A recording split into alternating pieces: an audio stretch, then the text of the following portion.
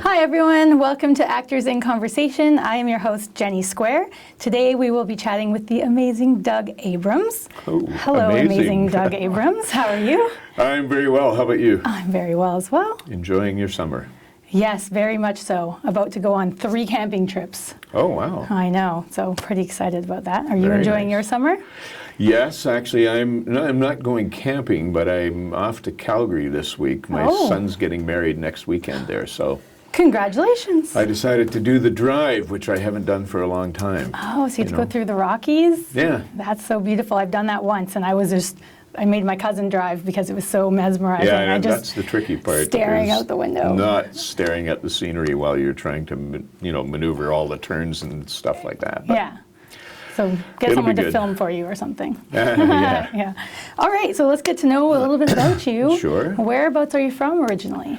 I grew up in a very small town north of Toronto in Ontario called King City. Okay. And everybody always says, oh, Kingston, yeah. But no, King City, circa 1832. Mackenzie King's Raiders. That's where the name came from way back historically for Canada. And at that time, it was like a full day trip away from Toronto, and now it's 4 kilometers from the edge of Metro Toronto. So lots of difference from when I was a kid there, 350 people at that time, and Wow. now it's, 17,000. Still pretty small, but, you know, quite a difference. Cool. So I grew up there, and I had no experience with theater or film or television or anything, as you can imagine. I think we got 2 television stations at that time, CBC and CTV, and even then we had to make sure the antenna was turned the right way. So it's a different kind of thing. Different, yeah. Great place to grow up, though. Amazing. And when did you come to Vancouver, and how did your acting get started? Well, 2 different things. My Right. acting got started. I was going to Ryerson Polytech in Toronto, taking radio and television arts. Okay. And a buddy of mine and I took a motorcycle trip down the eastern seaboard, and this was after the first break, spring break. And on the way back, we met some gals from North Carolina in South Carolina, and they said, well, why don't you all come on back down again, And I thought, sounds like a great idea. And so I went, and he didn't, and by the time I got back there, I was too late to finish my semester, so they said, no, sorry. And then we ended up taking another motorcycle trip in the summer, and I thought, wow, I better get applying somewhere while I'm away. And I ended up going to Niagara College of Applied Arts in Welland, Ontario. But it was the 3rd choice on my application because I'd never seen a play in my life, and I was applying for their theater acting program. Oh, no.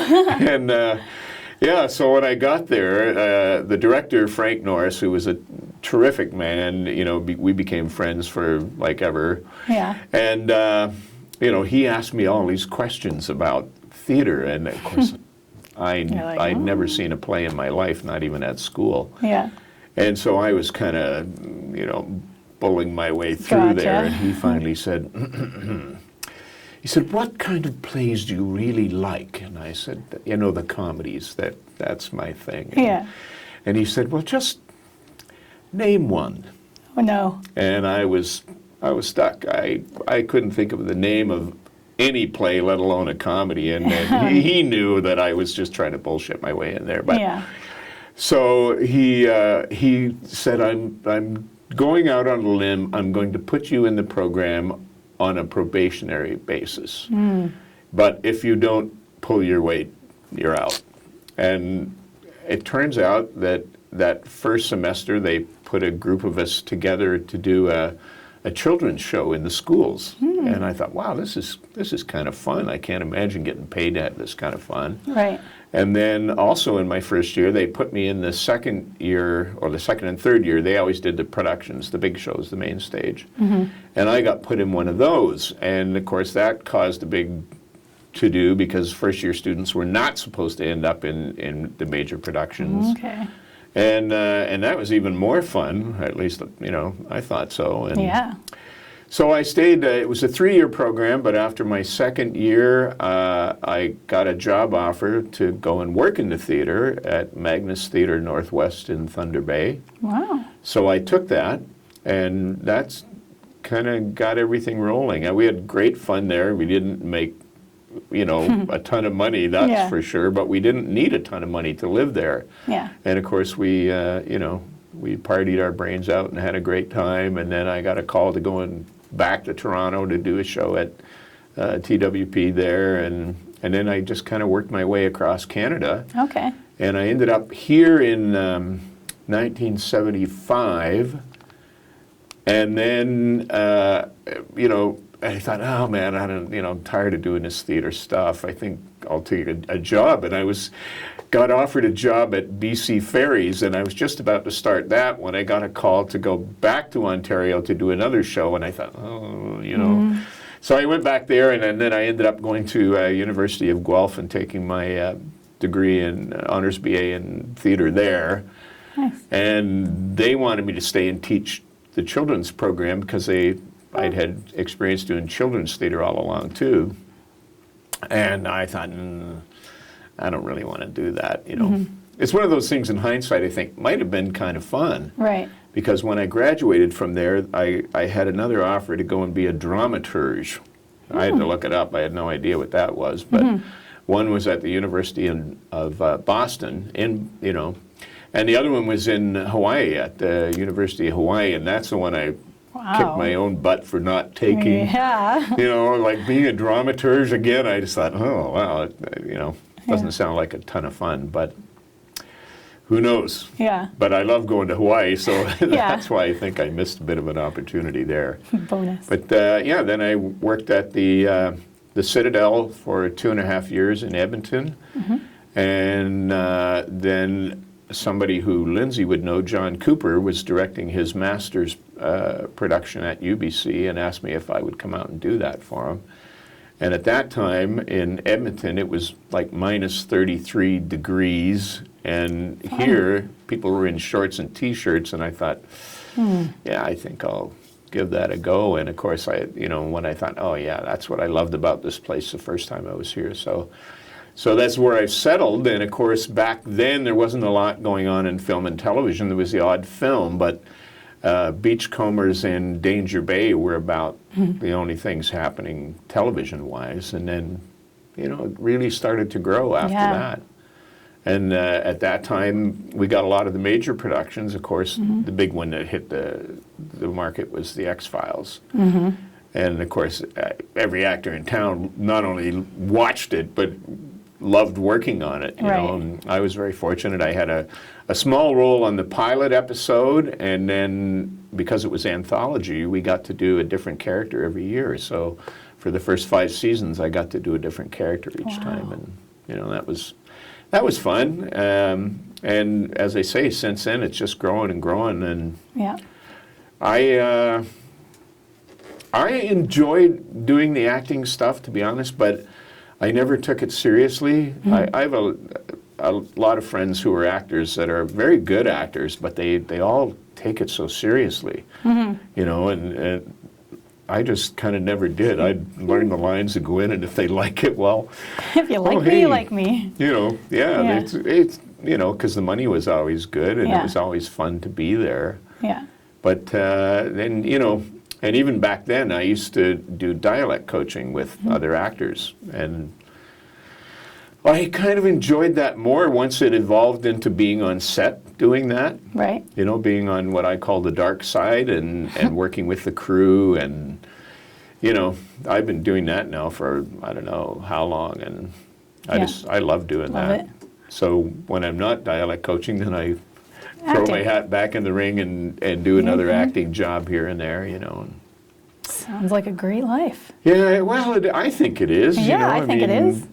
I have no complaint.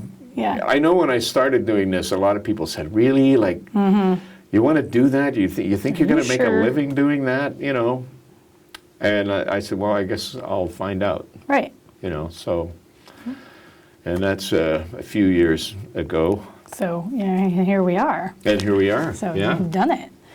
Can you tell Absolutely. me your favorite thing about being on stage and your favorite thing about being on set?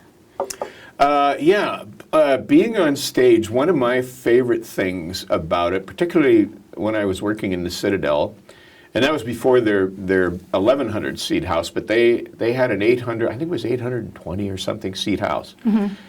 And I always used to like to get there early and get ready, get into wardrobe, and then I used to go and park myself behind one of the side curtains. Oh, yeah. And just listen as the theater was filling up. And the energy level kind of goes like that. And it would get to a certain point, and I'd think, this is perfect. And I'd just lay down and, bam, I'd be sound asleep in no time. And, well, I always made sure that I'd tell the stage manager where I was so they could give me a little nudge when it was getting close, Yeah. But yeah, that, and then, of course, an audience, everything is immediate. There's no, I didn't feel right about that. Can I do another take? Right. There is no other take. Nope. It happens, and you're always in the moment to moment. And if something goes sideways, you have to fix it right away somehow. And of course, that's some of the most fun part about being in a theater, because you never know what's going to happen, either not work or work differently. Right. And you have to adjust and do it. So I mean, some of the things that have happened working in theater that, of course, don't happen on set. They might happen on set, but they can stop immediately and just, go ahead and do it again. But yeah, theater, it's different. And, I up to the point where I did the last show here in Vancouver for theater, and then it was always like I never set a block of time aside to go back and do that. As much as I would have liked to, I always wanted to go back. Chris Gaze, who started up the Bard on the Beach here. Oh, cool. He and his wife Marilyn and another group of us all that were in Edmonton at that time when they started doing the outdoor theater thing there. And of course, I was part of that too, doing Shakespeare in the Park in Edmonton. Wow. Neat. And there was, I don't know, I think about 10 of us all moved from there to here, and he started up the Bard on the Beach. And I always thought I'd like to take a block of time and go back and do a show with them. But then, I guess I kind of got jaded a little bit. It's all fair nations there. It doesn't matter what role you're playing, you're always getting paid the same. And, it was sort of like, okay, so one day on set covers 1 week in the theater, and geez, I've got all this work lined up on set. So, I know. Yeah. That's one of those actor things, Of course. I always think, good for everybody that sticks it out and does theater. And it's not that you can't live on that, but, for me, I've been doing nothing but series basically for I don't know how many years now. And it's a little different because for an actor, you go and do an audition and you think, wow, I might get 4 or 5 days.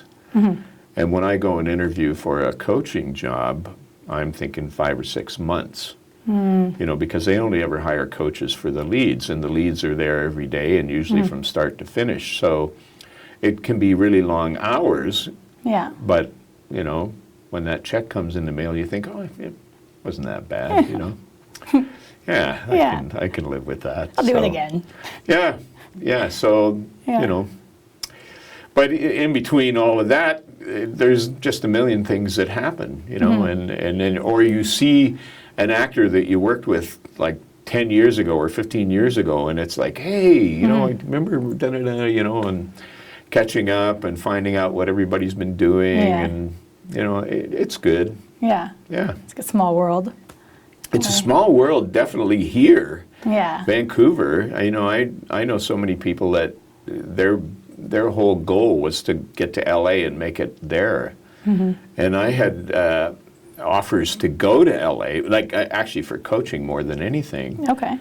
But I like to go to LA to visit, and I really had no desire to live there. Right. I mean, your time outside of when you're on set or on stage is very important, and I just find life here in Vancouver to be a very pleasant experience pretty much all of the time. Right. So I really didn't want to move to LA to do that. you Yeah. know. So I do draw the line money-wise once in a while. I see. Not totally jaded. Yeah. Yeah. So I love that you're into coaching and dialect coaching, you said. Yes. And what's the most rewarding part about that, and how'd you get into that? I think probably for me, it's been some of the actors that I've had the opportunity to work with. Most of the time, I work with actors that are from outside North America that have to talk American. Okay. Not all of them. Well, like I worked with Coach Jeff Bridges, who was quite a character. Cool. And he didn't need to talk American, of course, because he's very American.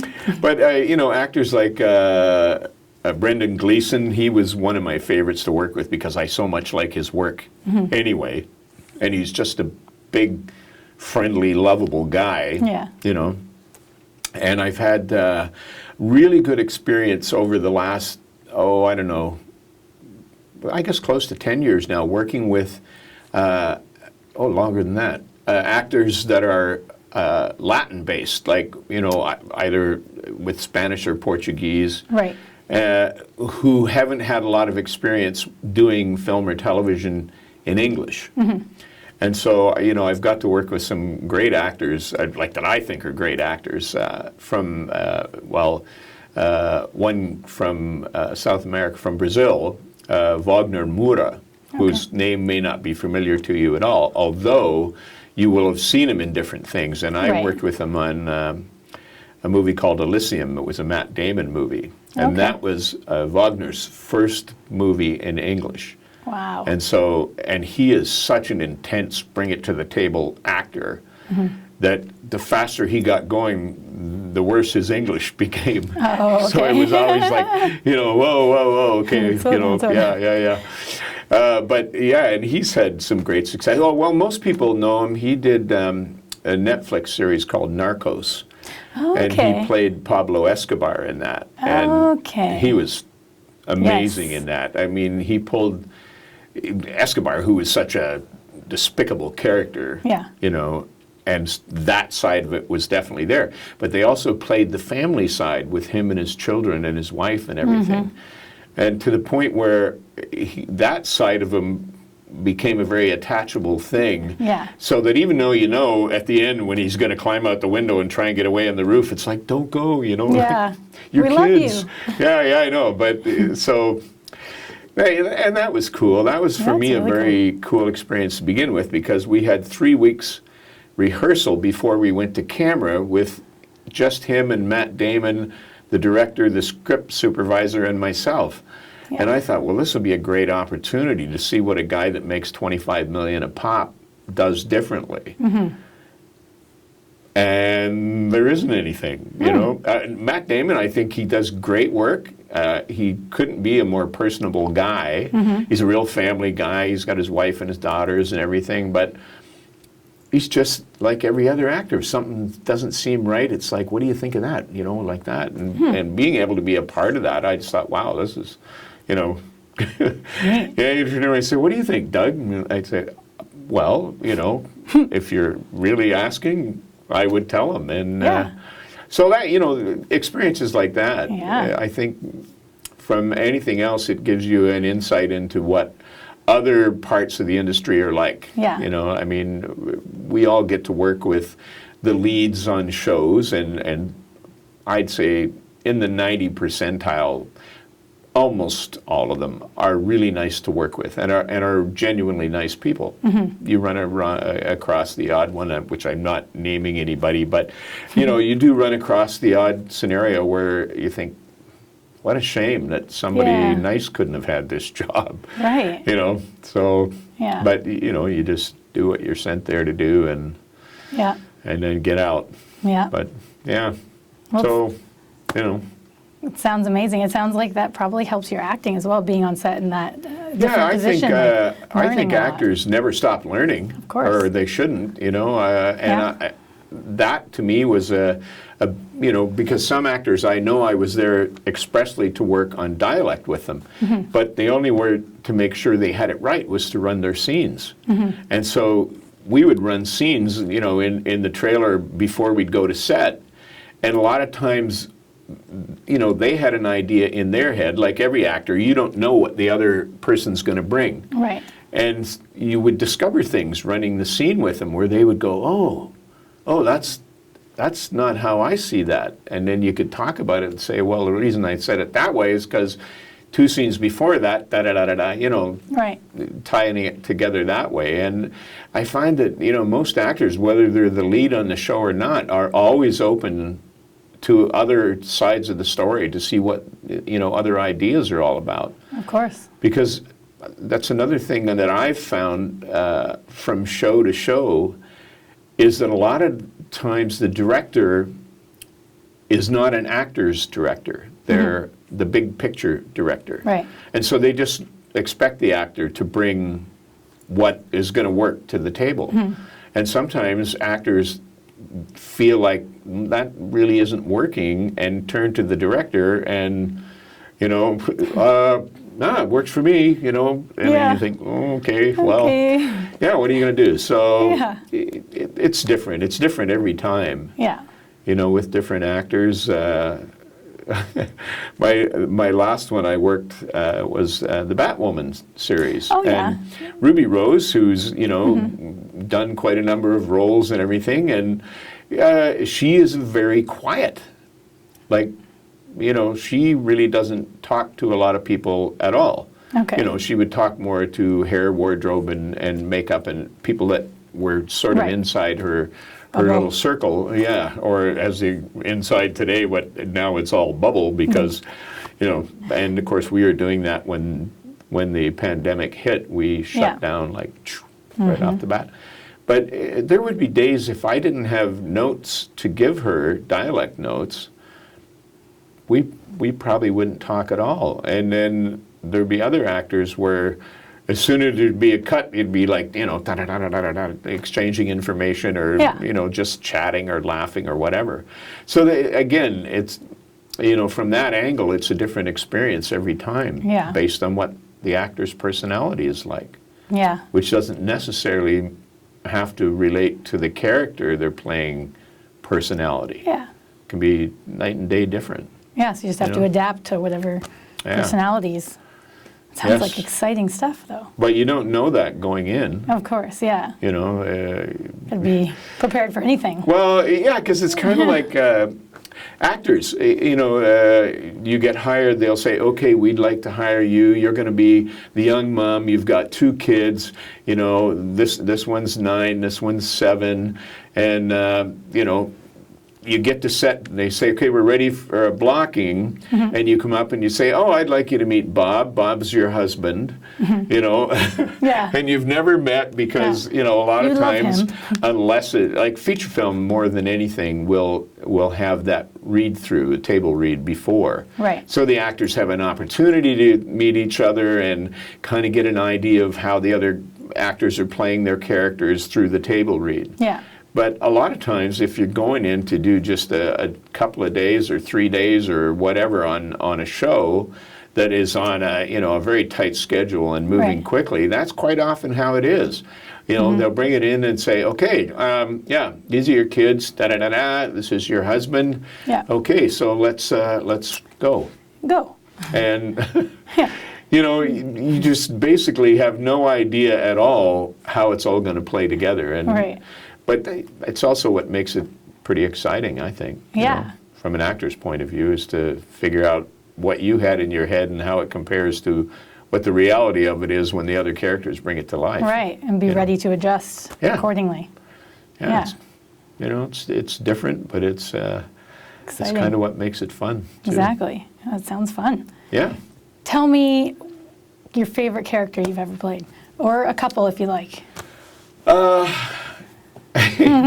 I've never had any that I really didn't like. Okay. Again, going back. Tell us all of them. What I enjoyed probably the most was working the X-Files because I loved watching the show, and then it was very exciting to be a part of that. And I've had well, I guess I fit into that character actor category. So, I've had some really good bad guys, like okay. wife-beating, kid-kicking bad guys, although that is like I hardly ever hit women. I mean, seriously, like you're okay. Gee, But thanks. no, but I mean, like, and the bad guys were usually always the most fun to play. Yeah. Because, even if they get killed off before the end of the show, they're the ones that really have the gritty stuff to get into. So I always like doing the bad guy stuff. And for whatever reason, I don't know, maybe it's just generically the way it is, I probably did 70% of my work being a cop. Okay. Either a good cop or a bad cop. Okay. Because I have, I guess, that copish kind of look.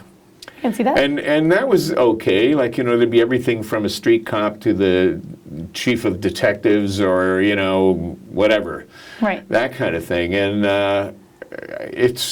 actually it does. It kind of applies to real life very, very close to here on Commercial Drive. A buddy of mine that I worked with actually in Edmonton at the Citadel was visiting in town, and so we were going to go and grab a bite on the drive. And this was 2 summers ago now, I guess, but we were walking along and we were coming to this corner right by the Trattoria, I can't remember the name of it, but anyway, and these 2 guys are having a rather heated conversation on the corner. And as we're walking along talking, and the one guy looks over and he's hitting the other guy and they stop. And as we're going by, he says, "Have a nice evening, officer." And he looks at me like that, and I said, "Don't be here when I come back, boys." And just kept walking, and my buddy said, what's that all about, And I said, "He thinks I'm a cop. I'm just kind of playing along, Yeah. And he said, "Yeah, well, what if they decided they wanted to get into it?" And I said, "If they really thought I was a cop, that's not what they're going to do." So, and I just thought it was kind of funny because like I'm in shorts and a t-shirt and, Yeah. thinking I guess I look like an undercover cop. Like, maybe so. I should have been a cop.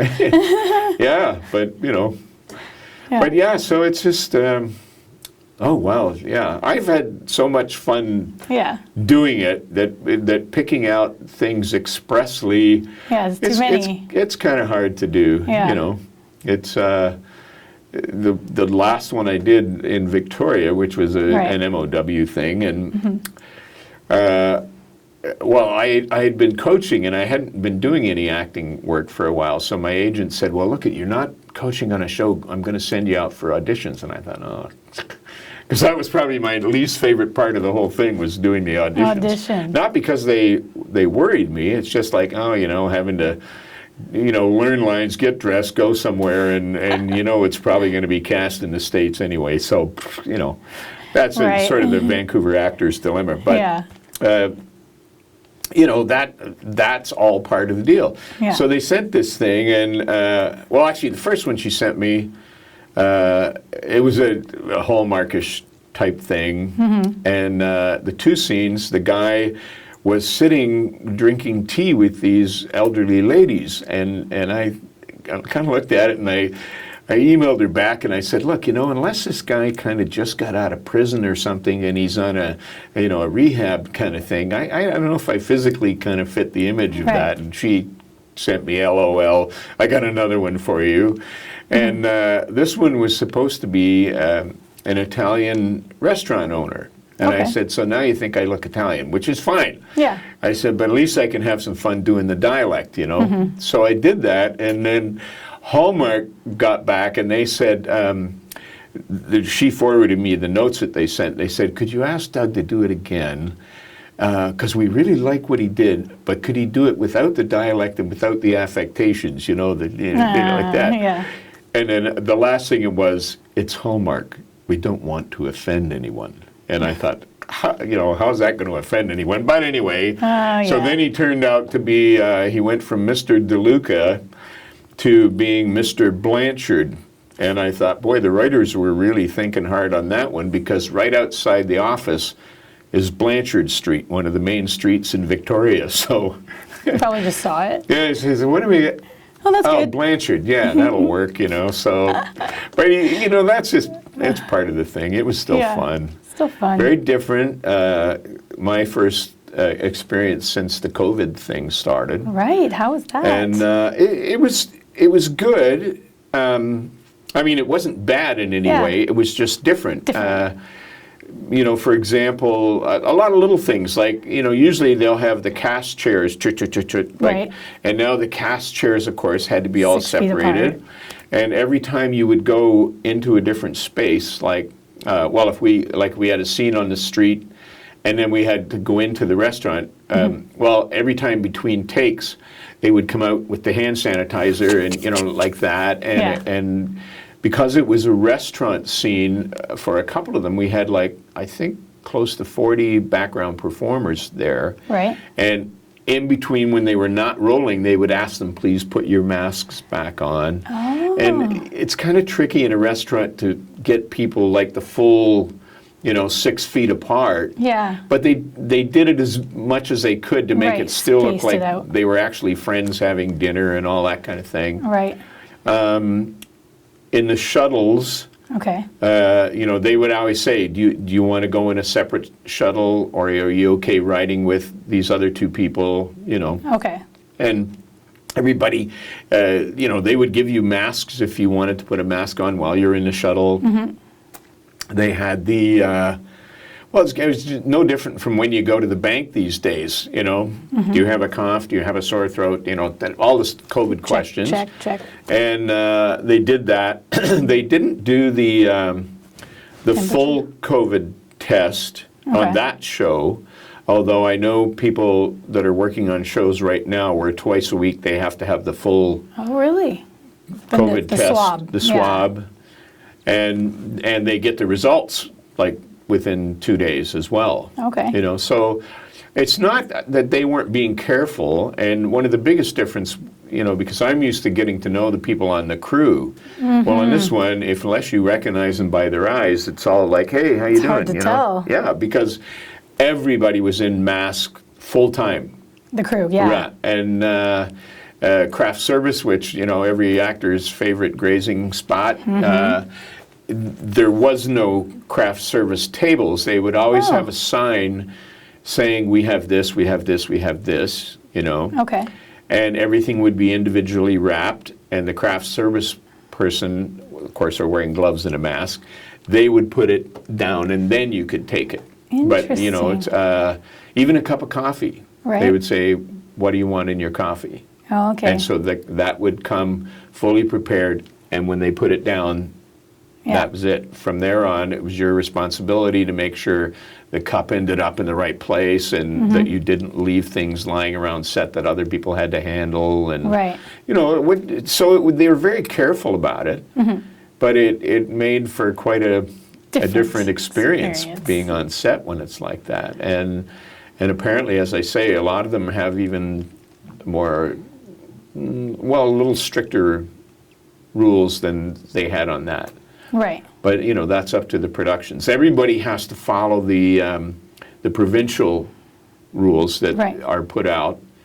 But then anything beyond that was their choice. Gotcha. So it was good. Yeah. Yeah. So it's tweaked to their preference. Yep. And there is. When I'm doing my acting work, I have an agent for that, like everybody else. But my dialect coaching work, I look after that myself. And last week, I always send out hard copy resumes because that way I know that, if you send an email and they just go, psh, Or it goes to junk. the hard copy I know always at least makes it to them, even if it goes through their assistant first, right? Right. And I put 20 of them out last week, and that's the most over the years that I've been doing that I've ever put out at one time. But that was all projects that are going to be starting in September and October. Okay. So it is going to be busy again, barring the other side of things, which is what they're predicting for the second wave of this COVID in the fall. thing. Yeah. And now. Totally aside from everything we're talking about, people are really doing some dumb things right now. Personally, I would be so happy if this was all over, but I also know that it's not going to be over in any time, and if we don't smarten up, it could be a very long time. Partying and everything. Yeah. Yeah, but how about those Canucks, huh? How about those Canucks? My son tells me about the Canucks. They're doing well, apparently. We're in the playoffs. Yes. That's all I know. In the Yeah. summertime. Yeah, I know. That's very strange. I'm a huge hockey fan. Okay, so you're happy it's back. Yeah, and Yeah. I play, well, my hockey hasn't started again, but I also coach on my daughter's team, and her cool. hockey has started again. So, like, when I leave here today, I get to spend an hour and a half in a nice, cool arena. So, Oh, nice. So you're just going to go from a cool basement back to the 30-degree weather, back Right. to some Yeah. AC again. yeah, it's a You good got the day. life. It's a good day. Yeah. Amazing. Let me ask you about casting. A lot of people have misconceptions about casting. What's your advice on that, and auditions and Well, casting directors? yeah, casting, for young actors starting out, it's always a trickier process. Because, for a number of reasons. Like, if you're in that category somewhere from 15 to 21, it's as long as you can stretch both directions. There are that many actors that want that Right. role. And then the attrition rate, as you get older, it gets to be a smaller pool. So when you get to be my age, I think there's only 3 other guys in the city that are still acting. No, I'm Oh, kidding, yeah, but, right? Wow. But yeah, only 3, and so it's very tricky, and a lot of actors want everything to happen big right off the bat, and for some it does, but that percentile is like minuscule. It's not a big percentage. So actors have to be prepared to go and be guard number 1 or waitress number 2, whatever it happens to be, to get a line and get that show on their resume. Yes. And not only that director on their resume, because Right. when it doesn't matter how long you've been doing it, they don't look at your resume and go through everything you looked at. They want to see what's the last thing you did. Well, I also teach at one of the universities, Cap University, Okay. just part-time, because I can't really afford the time to do it full-time. Yeah. And so the students that I work with there ask me the same thing. Well, what like that? And I said, look, you got to be prepared. First of all, you have to get a reel together, because they have the opportunity to work with the film students to get a reel together. And then I said, you have to knock on doors and get that out and meet as many agents as you can, first of all, because a lot of them don't get an opportunity to meet. They'll say, send me a reel, and they send that in, and they send their resume, and of course, what's on their resume? What they've done at the university. And the font is like that big. You know what I mean? Have a whole page. Yeah, so it's pretty tricky for actors getting in the first time, and then when they actually can get in the door and get in with one of the casting agents, and I mean more expressly for film and television. Yeah. Commercial casting is a whole different process. Yeah. Like, they don't mind having 300 people go through there in 2 days Yeah. and looking at them. That's not the case when they're casting, especially for series, Right. where there's another episode coming up every 10 days.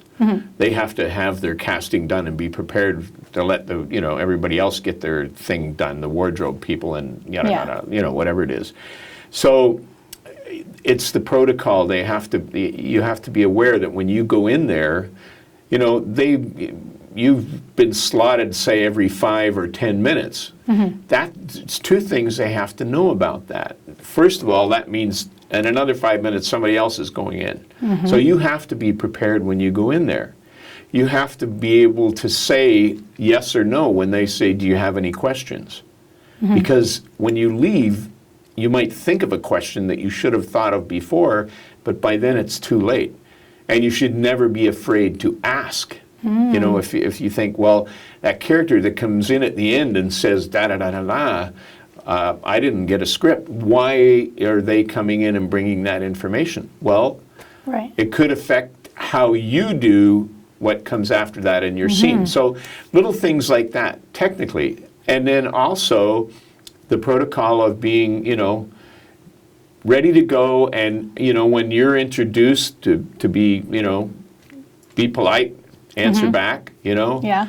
And when it's ready to go, be ready to go, because if most of the time they'll say, are you ready? And, you know, if you're nervous and going in there and you're not ready and you say you're ready, you've good. kind of shot yourself in the foot, you know? And it's the other thing, too, that it's never, because that is your time, if you didn't feel right when you do that, don't be afraid to ask and say, I would like to do that again, please. Okay. You know, I that's not really what I prepared, and I, you know, and they're not going to say, no, I'm sorry, we're out of time. You know what I mean? It's not that way. They give you that time. You have to know that it's up to you to make the best of it. Right. You know, because again, like what we talked about earlier, you don't know what the reader is going to bring on their side. You could know the scene perfectly well and the storyline throughout the scene, but how they present that, you have no idea until it's actually happening. Right. And so that sometimes can throw an actor off. Right. And, you know, and other thing, a lot of actors who, going back to it, take this very seriously, are nervous when they go in there. And if they haven't had a lot of experience auditioning, then that nervous energy tends to manifest itself in them speeding up. Oh, yes. And so it's like, ba-da-da, ba-da-da, ba-da-da, ba-da-da, ba-da-da, you know, and they say, thank you very much.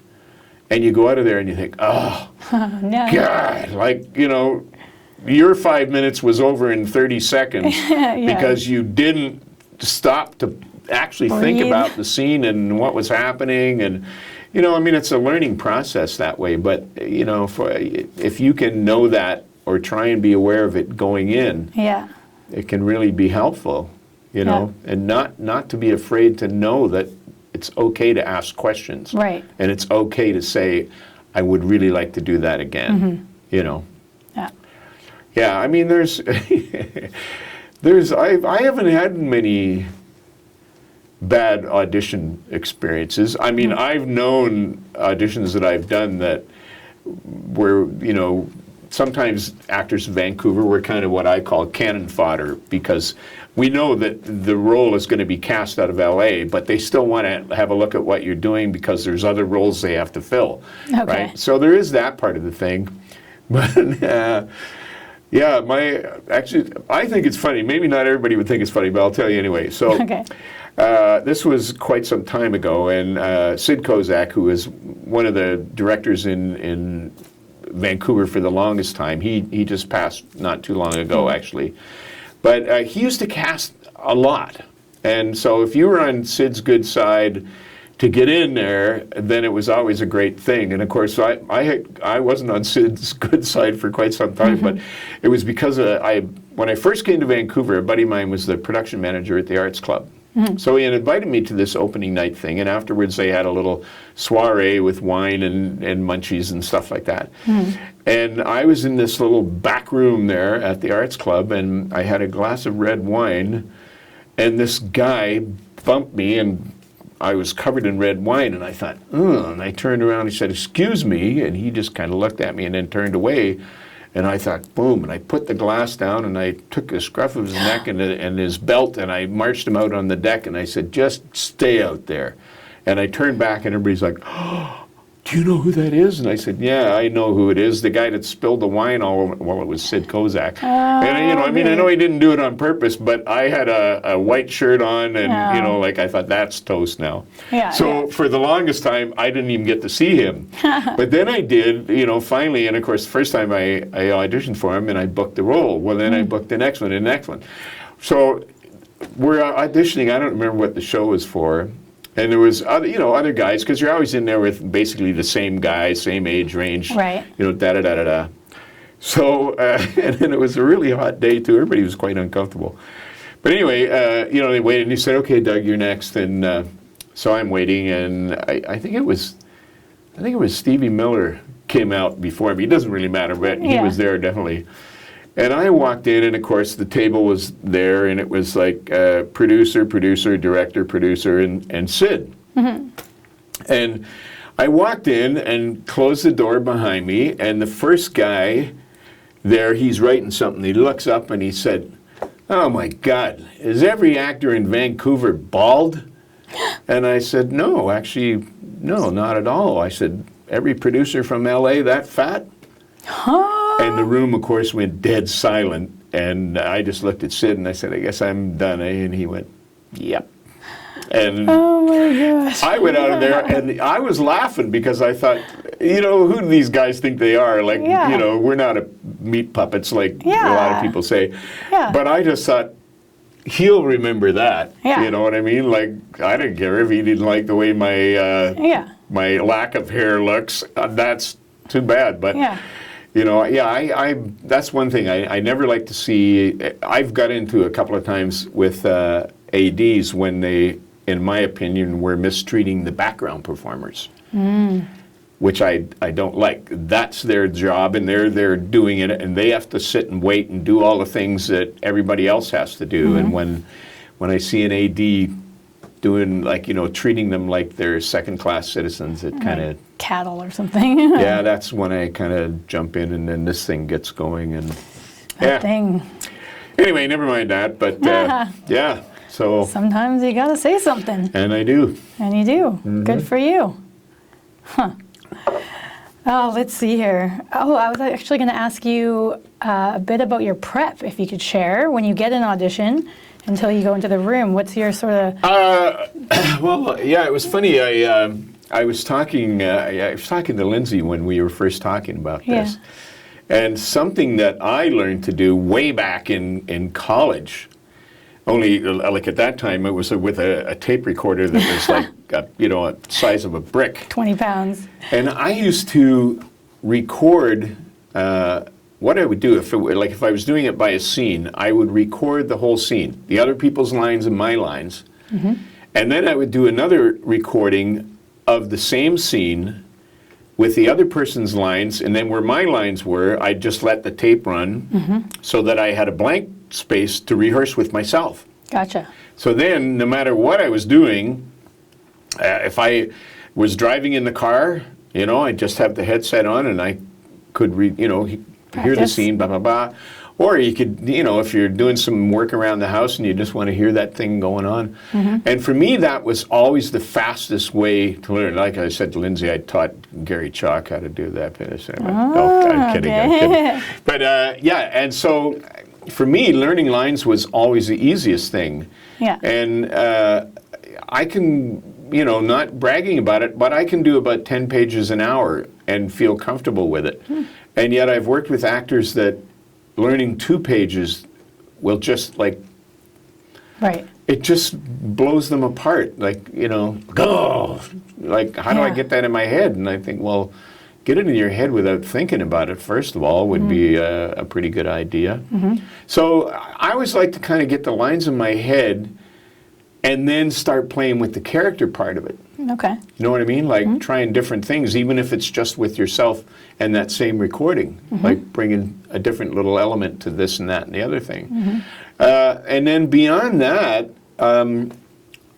I try to not get locked into any kind of special, knowing what you want to do, but not locking yourself into a performance Right. for that same reason. When you get there, you don't know what the other side is going to give you. Right. So. And if you're not going to stop in the middle and say, well, wait a minute, that's not how I would say that. You kind of have to go with the flow of that. But it also gives you that opportunity, once that's happened, then you say, okay, yeah, no, I'd like to do that again. I didn't see that. That's not how I saw the scene. But if that's how you're going to be playing the scene, yeah, I'd like to do it again and give it another shot, because that's kind of different than what I had in mind. And again, you have to know not to be afraid to say that. Right. You can't walk out of there and think, oh, damn, I should have said, Yeah. shoulda, coulda, woulda. It's always too late if you take that approach. Right. But other times, they'll say, "Do you want to do it again?" I say, "No, I'm good with that." And who knows why they said, "Do you want to do it again?" Because they thought it was so bad. You're like, do you want me to do it again? You don't know. And that's it again. When I walk out the door after an audition, it's gone out of my head. Okay. I've had that happen a number of times where my agent will phone. She says, "Oh, they want to book you for that role of da-da-da." And I say, "Oh, yeah, hey, great. What was that on?"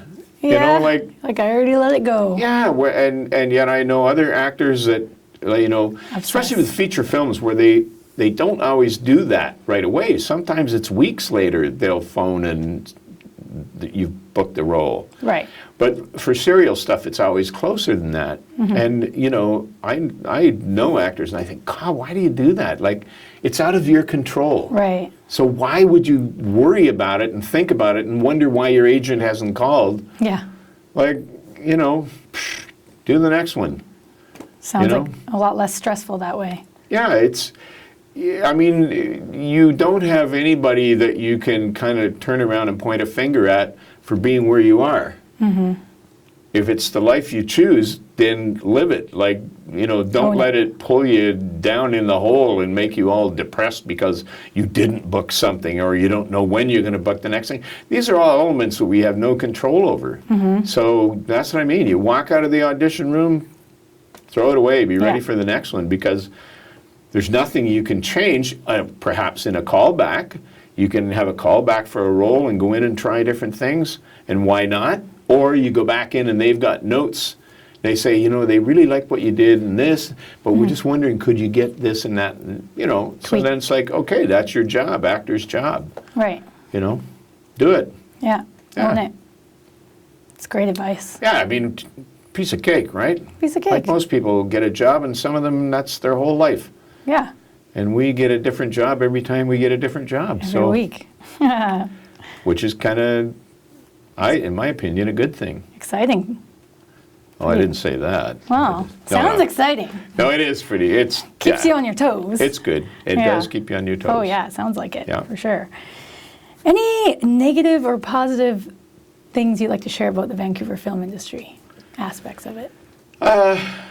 Well, again, now, I mean, anything negatively or positively I would attach to it could change completely going forward. True. You know, I mean, now one of the things that we've been talking about, auditioning, that's gone. There's not, like, now everything is going to be a taped audition. And the callbacks will most likely, and because they have been, in a Zoom situation where you're there and each of the different producers and or director, they have their room in the Zoom and they're watching and are able to give you feedback right away. Right. But that's a whole different thing. It's not like going into the room and meeting the director and the producers and you know, saying hello to the casting director if you happen to know them from before. Right. Those things aren't there. Now, there is no liaison at all with the casting directors. They send the audition out, it goes through your agent and goes to you. And from there on in, you know, it's a tape situation. Yeah. You're not getting feedback other than through your agent from the casting director. Yeah. So that part is completely different. You know, a lot of times that would be, I was never really worried about it that much. Sometimes you'd have 3 or 4 auditions in one day. And if one casting director was backed up by an hour, everything got out of whack. And sometimes you think, oh, you know, because you're on the North Shore, and now it's coming up to 3:30, and you're supposed to be at 4 o'clock downtown, and you know the traffic is going to be nuts. And so there was always that kind of thing, which is now going to be a whole different situation. But other than that, you know, I've had the good fortune to watch this industry grow and flourish, and sometimes become a huge flourishing industry in Vancouver. Oh, yeah. And to be there at the time when, you know, you kind of, I guess the best way to describe it is the more experience you got, you were rewarded for that. Right. That, if I had any complaint, would be the only one. Like, you worked your day rate up based on the roles that you did, the experience you had, and the demand you could create for your work. And then, I don't know how many years ago now,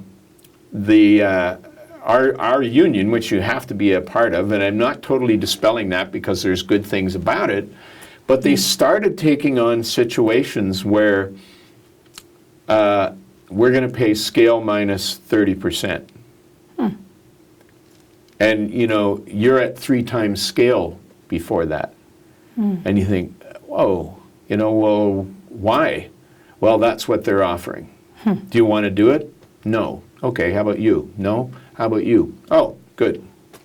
There's always somebody that will take the job. So that left us with no foothold to dig in on. You know, if you want to work, you work for whatever they're going to pay you. Right. You know, it's not that your agent doesn't try and negotiate and get more or whatever, but, you know, that was a kind of a discouraging thing for a lot of us that were around, you know, during the days when we could build our day rate up to where you'd think, woohoo, you know.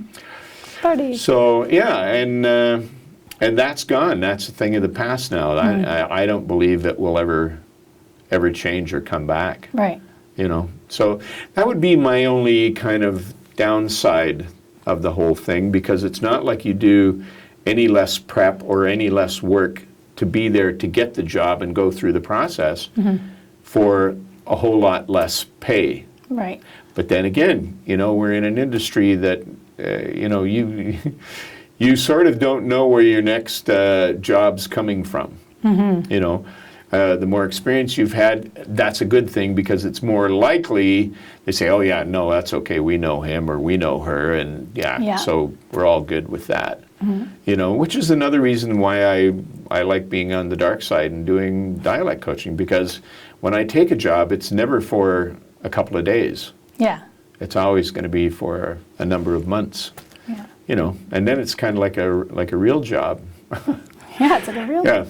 You know, like acting, I guess, is a real job too, but it just doesn't seem like a real job compared to real jobs. Yeah. If that makes sense. Oh, it makes sense, yeah. Yeah. Oh, definitely.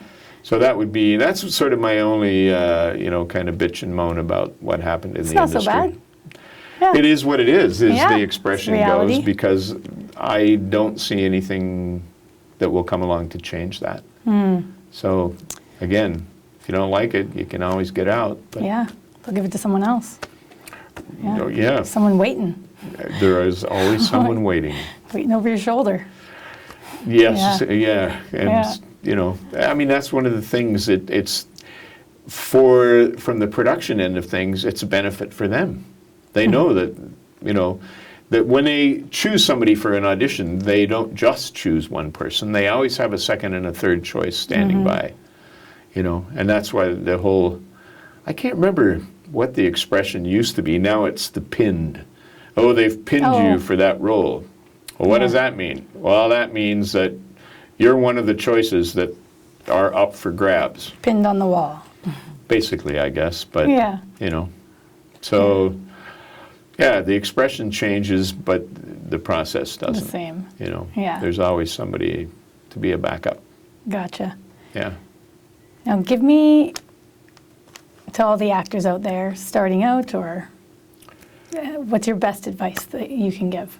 You know, not to be discouraged. Like, you have to understand, when you go for a role, you only know the criteria that they send you in that little character description. You know, there are all kinds of other criteria that you have no control over. So all you can do is give it your best shot. Yeah. Be prepared, go in there, try and find something about that character that you kind of hope that nobody else really thought of, or one little thing that makes whatever you bring to the table to stand out. Doesn't mean you're going to get the role, but if you go in and do a good audition, that means you'll be going in again. Right. You know, because casting directors that's their living. They're, you know, they want actors to get the job because they brought them in. Right. And so, you know, it's that kind of process all the way up. Everybody looks good. When an actor gets the job, the casting director looks good. It looks good for the director when they go and they do a good job on set. You know, then the producers are happy because, boy, that guy's a great director. He made that guy look really good. Yeah. You know, and then right on up the chain to, you know, right to the network or to whoever is putting that thing out there. Yeah. Everybody likes to think, boy, that's because of what I did. You know what I mean? And that goes all That's okay, sorry. No, that's all right. No, it's brain damage. I got caught one time with that on set. Oh. Or my phone, I just turn it right off and hope that the boss isn't listening. But so that would be my thing, is to, just don't sweat it. Right. Because you can't control it. Yeah. Just like when your phone goes off when you weren't expecting it. So there you go. There you go. Can't control everything. No, it will not happen. Oh, but it's not an easy thing. And that's why, like I say, in the beginning, in that early age bracket, teens, there's a ton of actors. And, some of them are just starting out and just taking their first acting course. But they put something together that an agent thinks, I can get you in the room. I like the way you look. I like the way you talk. I like whatever it happens to be. And then once they get in there and they get those opportunities, make the best of it. Yeah. Because a lot of times what happens too is a young actor will get a big break and then just get stuck in a rut because they think, oh yeah, you were really good in that, but can't really see you for that. Or as they age, they don't age in a way that is going to get them more work. You know what I mean? But you can never, if this is what you're going to do, do it full on. And anything you can do to become more prepared, you can always keep taking classes and studying or getting together with other actors and working scenes and being open to people saying, you got to be careful when you're doing that because you're always doing this little thing. I mean, there's so many things like for on camera. I know even when I'm dialect coaching, if it's with an actor that doesn't have a lot of experience, sometimes people do little things that'll take them right out of the scene. And then it becomes all about the other person listening to what they have to say. You know what I mean? So, I mean, you never stop learning if you're open to doing it. Right. So, people give you advice. It might be something you can use, or it can just be something you can be aware of. Yeah. But, it's just keep learning. Be a sponge. Be a sponge, but by the same token, don't be afraid to, ask questions about what is there to be sponged up. Right. Like, why would I do that? Or why does this character go that way? Or, especially now where they just do not give anybody scripts until you've actually got the job. We used to get scripts like it was no big deal. You need to say, here, want to see what the story's all about? There it is. And now you don't get that. So if you go into an audition and don't ask questions about something you don't understand, first of all, it almost looks like you don't really care. And secondly, it could have a huge influence on what you're going to do when you do the scene. So, I mean, that's small advice, but it's great advice. It's not bad, It's not bad at all. Yeah. Yeah. And, if it's a close-on situation, which of course it won't be anymore, now I would say go ahead and have Caesar salad for dinner because it's all going to be on tape. You know what I mean? Yeah. You don't need to worry about too much garlic when you go in the room, because there's no room. Yeah. Yeah. Exactly. Self-tapes. So, I don't know. If that helps somebody, then good. Yes. Yeah, I can only say what's been my experience. Yeah, well, it's great advice. It's been amazing talking to you. Thank you so much for everything. Well, my pleasure. I'm so happy you're here today. Thank you, everyone, for watching Actors in Conversation. Hope to see you next time. I'm your host, Jenni Squair. Bye-bye.